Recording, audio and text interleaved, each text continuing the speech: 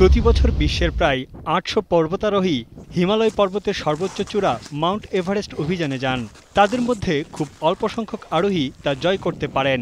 এ পর্যন্ত এভারেস্ট জয় করেছেন ৮,০০০-এর বেশি মানুষ। ১৯৫৩ সালে যৌথভাবে নেপালের শেরপা তেনজিং নোরগে এবং এডমন্ড হিলারি সর্বপ্রথম এভারেস্ট জয় করেন। পৃথিবীর সর্বোচ্চ শৃঙ্গে এখন উড়ছে বাংলাদেশের পতাকাও। ৬ জন বাংলাদেশি এখন পর্যন্ত এভারেস্টের চূড়া ছুঁয়েছেন। মুসা ইব্রাহিমের হাত ধরেই পর্বত বিজয়ী দেশের তালিকায় উঠে আসে বাংলাদেশের নাম। প্রথম বাংলাদেশি নারী হিসেবে এভারেস্টের চূড়ায় লাল সবুজ পতাকা ওড়ান নিশাত মজুমদার। তালিকায় আছেন এম এ মুহিত, ওয়াসফিয়া নাজরিন। ২০১৩ সালে এভারেস্ট অভিযানে গিয়ে প্রথম বাংলাদেশি হিসেবে প্রাণ হারান খালেদ হোসেন। সম্প্রতি এভারেস্ট জয় করেছেন বাবর আলী। এভারেস্ট যাত্রা যেমন ব্যয়বহুল তেমনি বিপদসংকুল। বৈরী আবহাওয়ায় ২৯,০২৯ ফুট উচ্চতায় উঠতে শারীরিক ও মানসিক প্রশিক্ষণ জরুরি। পর্বত আরোহণের কৌশল, যন্ত্রপাতির ব্যবহার ও কারিগরি বিষয়গুলোর উপর ভারতে আনুষ্ঠানিক প্রশিক্ষণের ব্যবস্থা আছে। মাউন্ট এভারেস্টের চূড়ায় উঠতে একজন আরোহীর খরচ হয় ৫০ লাখ থেকে ১ কোটি রুপি। যথাযথ প্রস্তুতি ও প্রশিক্ষণের অভাবে প্রতি বছরই ঘটে নানা দুর্ঘটনা। গত ২ দশকে এভারেস্টে আরোহণ করতে গিয়ে প্রতি বছর গড়ে প্রাণ হারিয়েছেন ৬ জন আরোহী।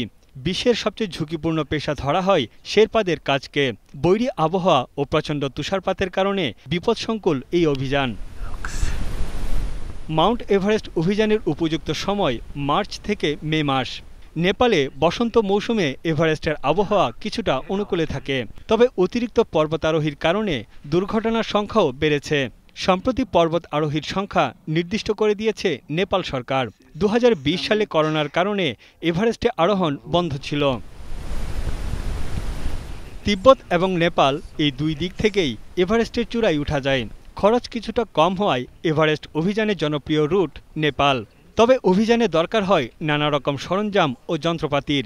সূর্যের তীব্র রশ্মি ও তুষারের প্রতিফলন থেকে সুরক্ষার জন্য দরকার চশমা ও হেলমেট, তীব্র ঠান্ডার জন্য জ্যাকেট, বরফের মধ্যে হাঁটার জন্য বিশেষ জুতাসহ আরও বেশ কিছু জিনিস। মাউন্ট এভারেস্ট জয়ে সময় লাগে প্রায় ২ মাস। ১৭,০০০ ফিট উচ্চতায় অবস্থিত বেস ক্যাম্পে যেতে সময় লাগে ২ সপ্তাহ। এরপর ক্যাম্প 1 থেকে ক্যাম্প 3-তে পৌঁছাতে পাড়ি দিতে হয় ৭,০০০ ফুট পথ। ২৬,০০০ ফুট উচ্চতায় ক্যাম্প 4-এর উপরের অংশকে বলা হয় ডেথ জোন। বিপজ্জনক হলেও প্রতি বছরই বাড়ছে এভারেস্ট অভিযানের সংখ্যা। তানভীর জনি, এখন বিশ্ব। ওয়ালটন ফ্রিজ কিনে অনেকের মতো আপনিও হয়ে যেতে পারেন মিলেনিয়াল।